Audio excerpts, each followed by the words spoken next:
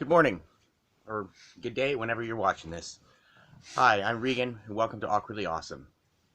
Today I'm just shooting off the cuff, no notes. I had a talk with my dad last night, and I'm sorry, wonders of living with dogs, with dog hair everywhere. I had a talk with my dad last night, and I thought that I would speak a little bit more to young men, or any men today. But there's a message for women as well. Um, I can cut to the chase on that one.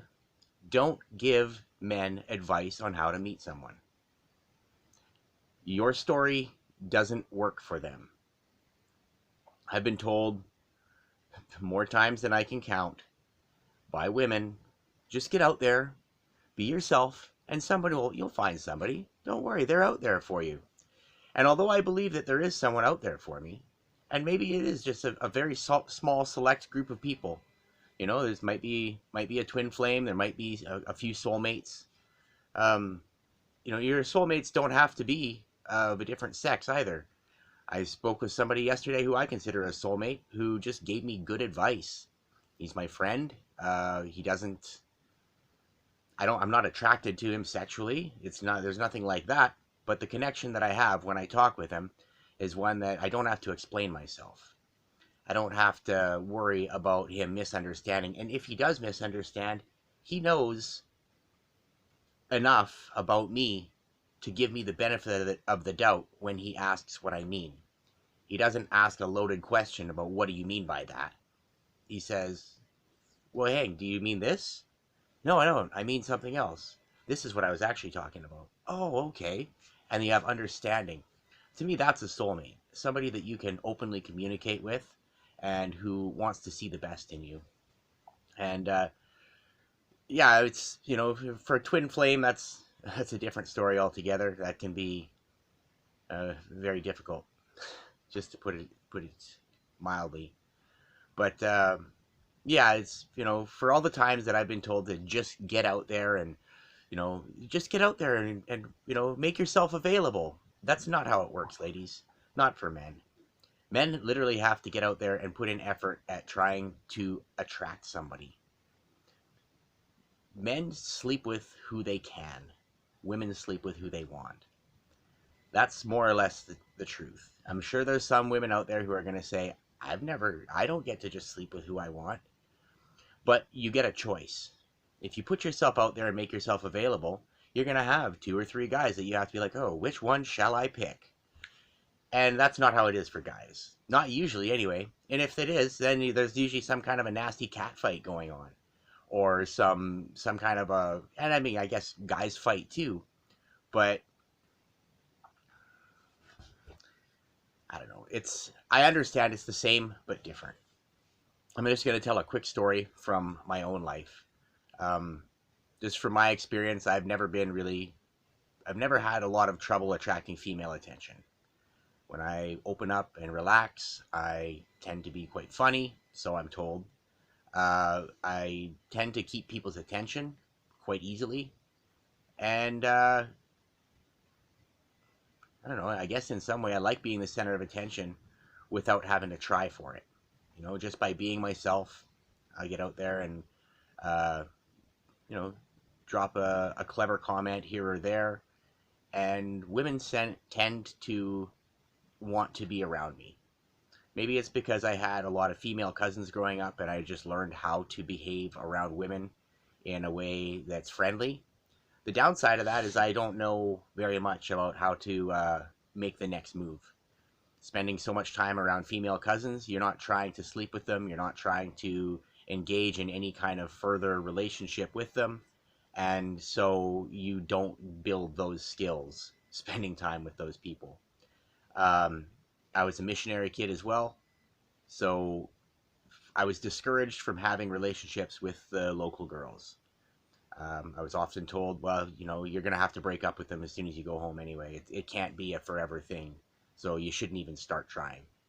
And I think maybe it was good advice, considering that I lived in a country with a vastly different culture. But maybe it wasn't good advice, too. Maybe I should have given those girls a chance, because I just ended up holding myself aloof and not engaging with them, just seeing them as other. And I don't think that was healthy either. Then again, if the path that I'm currently on is the one that I'm supposed to be on, maybe that's exactly what I was supposed to be doing. So it's hard to, you can never really tell. As far as putting myself out there, you're looking at the guy who, despite not having too much trouble, you know, keeping women entertained when they're sitting face to face with me. I've had so many girls show up to be my friend, and especially when I was selling pot. I used to sell cannabis, and the girls would come over and they want to hang out and talk and be my friend. And then after a few weeks of me not putting any kind of a move on them, they would disappear and they weren't around anymore and they weren't my friend. And it made me realize that they had actually just wanted me to, they wanted to have a chance with me. They weren't interested in me. They were interested in what I could do for them. And it made me feel used, and it made me feel kind of shitty. I didn't really like it very much. Kind of gave me a jaded attitude. And when I would try, I'd end up in these relationships with people who didn't actually really care that much about what was important to me. You know, they wanted me to fulfill what they wanted to do, but they didn't want to meet me on my own ground. And that's something I've determined that I don't want to have in a relationship. I don't want to have somebody that I have to go and put the effort into learning everything about them and doing everything that they want to do, and maybe once in a while they'll throw me a bone. I want them to be interested in the same things that I like. My last girlfriend who lived with me, she wanted to do things with me, but when I wanted to go out and run, she was like, well, I'll come out and I will walk a little bit. So I ended up running alone. I mean, you know, I could pass somebody on the road and say hi, or I could slow down and stop running and walk with her, but I didn't get to run.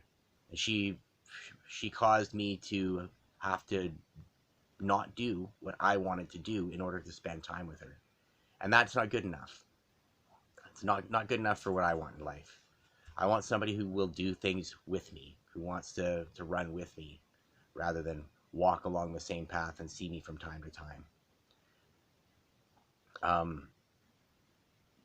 Yeah, like I was saying, the about putting myself out there.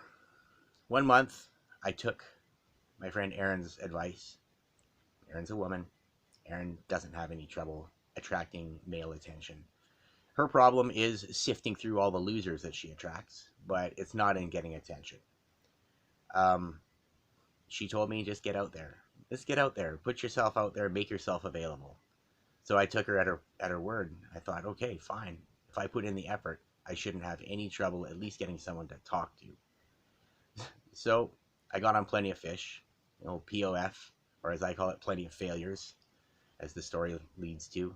And I made a concerted effort to send out 7 requests.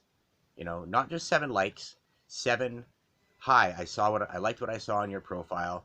I'd really like to get to know you better, blah, blah, blah. I would add a cute poem. I would, the one time I crafted a very careful message, and I was literally told, you seem too good at this. I was like, I'm bad at this. I don't do this well. But anyway, the point is I was shot down 217 times in 1 month. Rejected 217 times. And I know it was 217 because there's 31 days in a month. 31 times 7 comes to 217. It was at least 217. It might have been more because I might have put in a little bit of extra effort on a few days. But after a while, 217 is the number that I share. Yeah, if you, I mean, that was just to fire up a conversation. I don't know a single woman who's ever been rejected 217 times in a row within that short period of time. Maybe there's women who are single who have been rejected that many times throughout their life, but not in 1 month. I guess I was probably doing something wrong. Although I did get responses back now and then. I think I got about between 2 and 3% of the women bothered to respond back. Maybe the thing that turned them off is I wasn't playing Plenty of Failure I wasn't paying them the $7 a month that they needed, and it wasn't a verified account. But you could at least talk to the guy. Hey, what's going on with you? You like what you saw on my account? What did you like? You ask some questions. But or you could just shut him out. Pretend that you're Casper the Unfriendly Ghost and don't say anything and just hope he goes away. That was my experience. 99, well, not 99, 95+% of the women that I tried to approach on Plenty of Fish, regardless of how I did it, all just brushed me off. So if you aren't able to deal with that level of rejection, why would you send somebody out to do that? With all the rejections I've accumulated in my life, there's very few that have ever been constructive. I've heard ever since high school, I've heard, it's not you, it's me. I'm just not ready for a relationship. And 2 weeks later, she's sleeping with somebody else or getting ready to marry somebody else. That's what happened a lot in my experience. People will dump me and then go for somebody else, and 6 months later, they're engaged. It happens a lot. By a lot, I mean more than 3 times. I'm just not ready for a relationship. But 2 weeks down the road, 3 weeks down the road, there they are in a committed relationship. So what they really meant is I don't want to be with you, and I'm too afraid to tell you the truth, or I'm too self-conscious to let you know that you're unacceptable to me. And I felt unacceptable a lot in the realm of love. I've been called needy. I've been called codependent. I've been called well, those two spring to mind. I've been called unavailable. I've been called a lot of un. I feel in the realm of relationships, I feel like a lot. Unwanted, unneeded, unliked. And the ones who did like me or want me weren't somebody that I felt any true connection with. It was like dating my cousin. After hearing "it's not you, it's me" enough times, you stop believing that it's them, and you start thinking it's probably you. On the other hand, don't give up hope, guys. I'm not saying that there's nobody out there for you. In fact, I know that there is somebody out there for you. Just be careful about finding her, because you can find the wrong person just as easily as you can find the right person. I found the wrong person a bunch of times, and I had a string of relationships that I'm not going to say they were all completely unhappy, but lots of the elements of them were unhappy. And a lot of the time I felt alone in a room full of people. I felt that I was sitting there and I was replaceable. I was unnecessary. I mean, later on, we'd crawl into bed together, or we would have sex or whatever, and then I'd, for a split second, relatively anyway, for a moment, I would feel that, oh yeah, right, I am loved, I am accepted. But then the morning would roll around, and it's time to go get on with life, and they didn't have time to. They just wanted me to go and do my thing and get out of their hair. And that kind of comes back to my last video, or yeah, the last video was Family First, where I talked about people not being with somebody, or people being with somebody that they didn't like. Oh, fine, I can put up with you for, the evening, but you better go to work, you better get out of my hair, you better not be around so I can have my personal space. And that's not healthy. That's not love. That's using somebody. That's why when COVID hit and everybody had to go home and stay back from work, a lot of relationships fell apart because those people weren't in love. They were simply using somebody, and when they actually had to deal with that person and be around them and deal with them, they couldn't, because they were only interested in what that person could do for them. They weren't interested in doing anything for the other person. And for myself, I find it immature and stupid to think that I should have to ignore somebody and remain vacant away from them in order to get their attention. I'm not looking for that. That's not good enough for me. I want someone I can talk to. I want someone I can share my thoughts, my hopes, my dreams with. I'm not looking for somebody who I have to ignore so that they'll try to suck up to me. That's immature and foolish. And you're certainly not going to get any kind of a valuable long-term relationship by acting like that.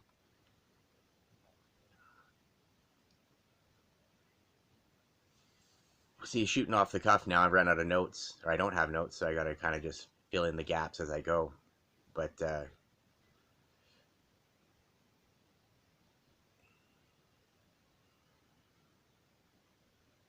life is complicated, and relationships make it triply complicated. You don't know, I mean, there is no handbook for it. One of my friends one time said, "Oh, I wish that we were born with a manual." And she was right. I wish we were born with a manual too. Make it easy. You go to page, 347. You're like, okay, how to deal with, such and such a type of person, right? But we don't. We have to kind of just feel it out and take it as we go, just figure it out on the fly. And I guess that's the nice thing about life is we kind of just, if you can leave your mistakes in the past and not take them too seriously, you can just keep on going. But when you're like, I live alone. I deal with solitude a lot. Somebody once told me when I was posting things about solitude and being alone and having time to live with your own thoughts, they said, "Hey, you talk about being alone and lonely a lot. People don't want to hear that." And I guess that's true. People don't want to be reminded that there's people out there that are alone and who feel unwanted. But the truth is, if somebody lives in a pottery shop, you're probably going to expect them to post a lot of pictures online of bowls and cups and platters and vases because that's what they're living. I live alone, so I talk about being alone.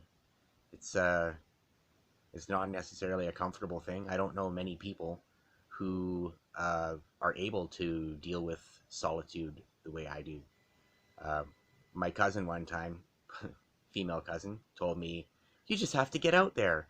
I said, "Well, I'm alone a lot." She said, "Oh, I wish I could be alone." Because she has kids and she has a husband. And I said, "When's the last time you spent even 4 days alone?" And she kind of was like, "Ugh, never." I said, "When's the last time you spent one day alone? You didn't go see your friends. You didn't go do anything. You sat at home alone and you didn't phone people. Or if you did, they didn't pick up the phone. When's the last time you did that?" And she said, "Never. That's never happened." I said, "Well, then how can you tell me about being alone? How can you say that you want to be alone? If you want to be alone, just go out and be alone. You can drive your car to the end of a logging road, out in the bush, set yourself up a picnic, bring a tent, spend 3 days out there. No one does it. Well, I mean, not no one. There's a few people that do it. Chris McCandless lived like that.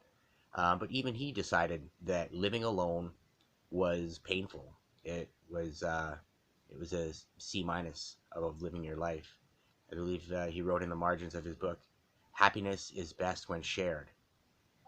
And it doesn't matter what happy things that you're doing. If you're doing it alone, people are social animals or social creatures, whatever you want to call us. To me, it seems like we act like animals a lot, so I don't have a problem calling us social animals. Some people might say that I'm stealing from the divinity of God by calling something made in his image an animal, but we act like animals a lot. We act like kind of not necessarily a man bear pig, but a pig rat monkey. We share a lot of DNA with a pig. We live in these little warrens, with our tunnels and halls and our little chambers like rats, and we look like monkeys. It's we're some type of animal, really. It's sort of how it seems to me. Seems like we're just a confused mess of animals because we don't get the instincts that guide animals and give them the direction that they need to fulfill greatness of their lives, you know. And I mean, for myself, I found that by reaching out to God, you know. And I know people don't want to hear about God. I watch my subscribers go down, and I watch my views fall off as soon as the God section of my shows come up. But I don't care. If you don't want to subscribe to my show, you weren't my viewer in the first place. If you don't want to hear about God, skip ahead a couple minutes. You know, I don't talk about him nonstop, but I do talk about my relationship with the divine because it's important to me, and that's where I get my meaning for life. That's my instinct, you know. I denied it for a long time. I did my own thing. I lived my own life, and I wasn't very happy. You know, I lived an empty life. I filled my face with prime rib and baked potatoes. I filled my gut with wine and whiskey and beer, especially beer. Always loved beer. Well, not always. I didn't like it at first. It was an acquired taste. Forrest Griffin's stepdad said beer's an acquired taste, so acquire a taste for a brand that's cheap. And I more or less did that. You know, I've definitely done that in my life. I don't mind cheap beer at all. Cheap beer tastes very much like expensive beer. In fact, expensive beer often tastes worse, or it has a more, you know, it's less of a familiar flavor, and I appreciate it now, but when I was young, I didn't like it at all. You know, Guinness, Rickard's Red, the darker beers, the ones with a more sophisticated bouquet, as it were. Yeah. Anyway, I drank a lot of beer. I drank a lot of whiskey and wine. I filled my face with food. I did drugs. I did everything I could to make myself happy. I made money. I made lots of money. You know, I worked really hard for a 7-year period there, or yeah, 7 years.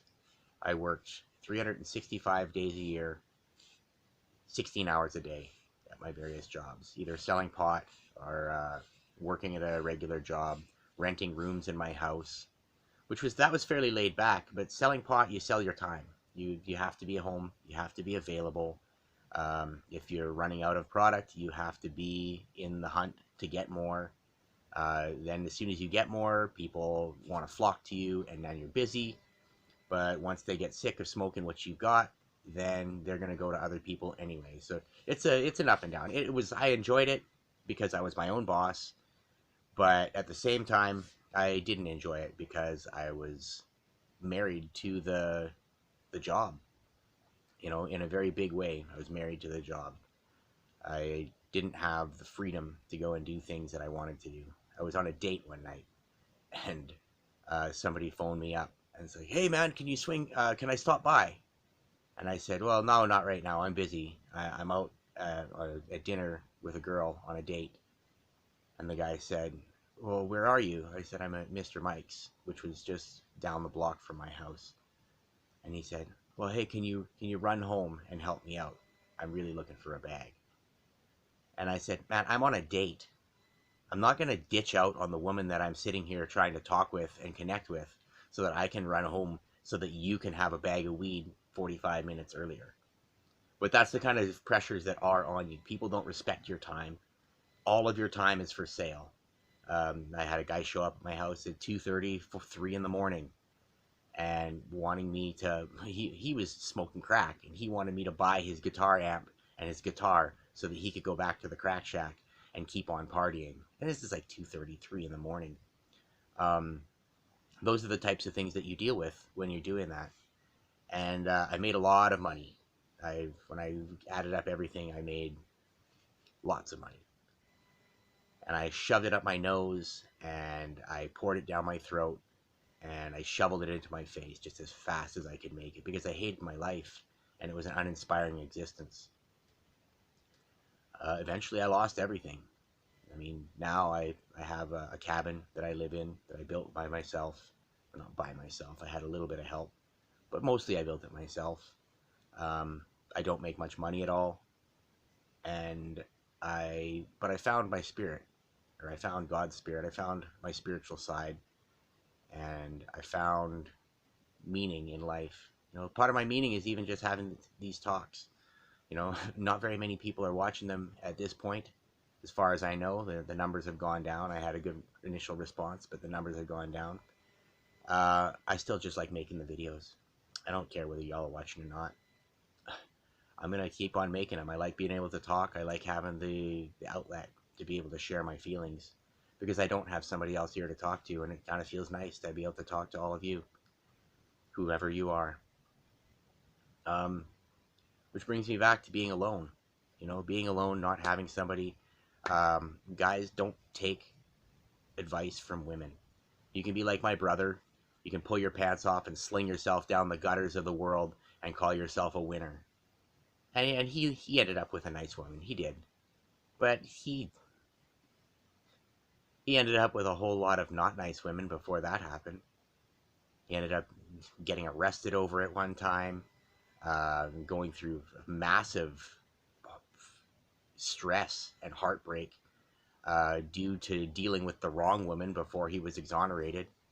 Um, Even myself, I've dealt with the legal system over my relationships. You try to hold on too tightly to a bad relationship, and eventually the cops get called. Or you find out that she's cheating in a surprising and shocking way, and eventually the cops get called. Those things are difficult to deal with, and not something that anybody who wants an easy life should try for. On the other hand, sometimes you meet some really great people, and I'm just going to take a minute to tell you about my friend Amanda. Amanda was my friend's, one of my best friend's little sister, and she's really pretty. She's really smart. She has a lively personality.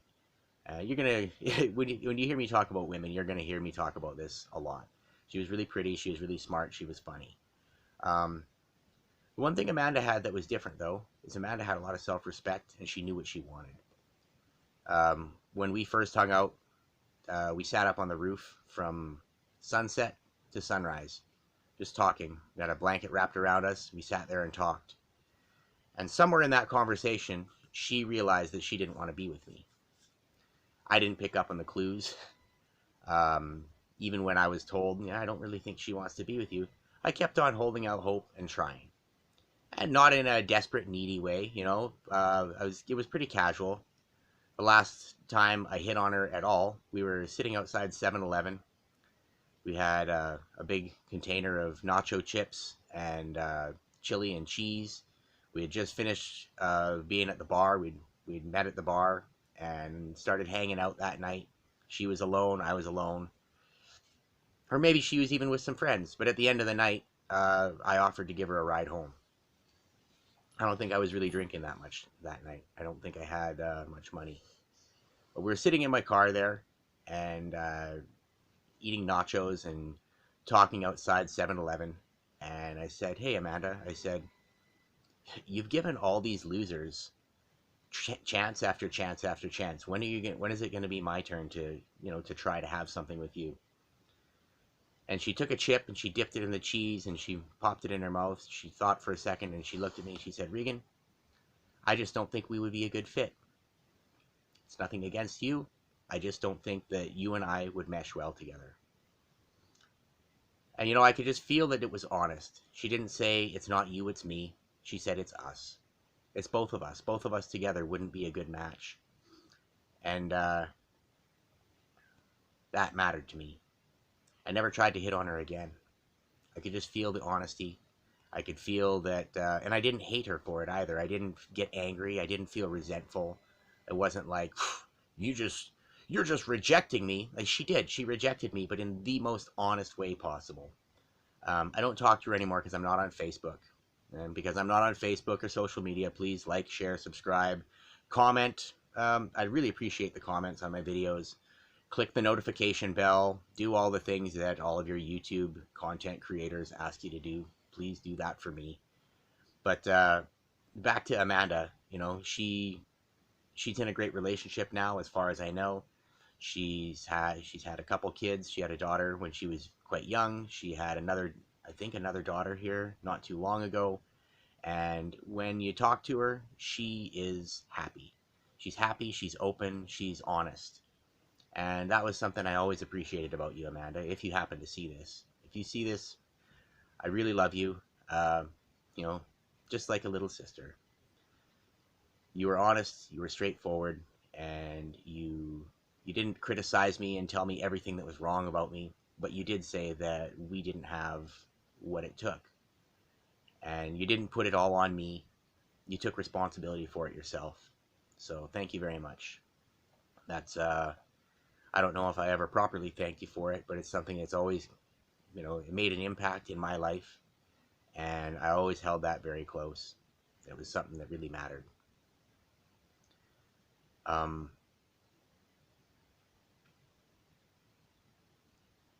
yeah, I don't know. I think I've kind of run out of things to talk about here. But I guess women, ladies, if you don't want to be with somebody, just tell them honestly. Don't tell them it's not them, it's you. Tell them the things that actually bother you. They're never going to learn anything about themselves otherwise. That was the thing that hurt me most about being rejected 217 times. It was not the rejection. It was the fact that 95+% of the women who rejected me wouldn't give me any feedback.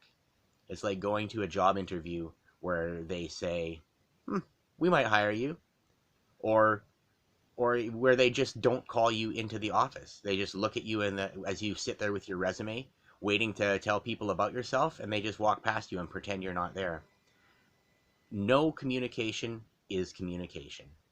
And for people who are sitting there wanting some feedback, it hurts. So don't be afraid to tell guys why you don't think that they could be with you or why you should be with them. But just be honest. Honesty is the best policy, even if it's not the easiest thing to do. I know I would have appreciated it if even a quarter of the 217 women would have said, "Hey, you're doing this wrong. The way you said this makes me feel uncomfortable." Whatever.